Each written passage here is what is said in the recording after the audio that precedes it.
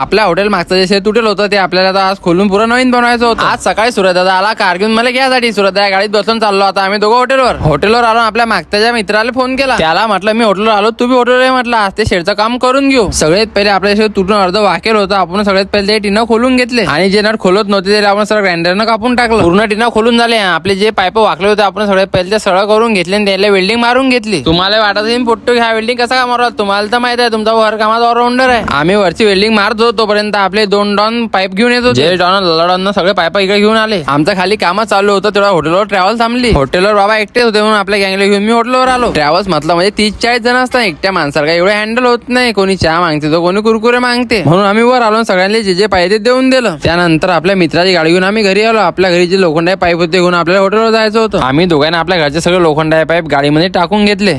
Pipe दोरांना बांधून घेतले. तुमचा भाऊ बसला स्टेरिंगवर गाडी चालवायसाठी. आम्ही पाईप घेऊन जातो हॉटेलवर. तर चला पोट्टो आजच्यासाठी एवढं भेटू आपण पुढच्या ब्लॉग मध्ये. तोपर्यंत आपले असे ब्लॉग पाहण्यासाठी ज्यांनी आपल्याला फॉलो नसेल केलं तो आपल्याला फॉलो करून घ्या.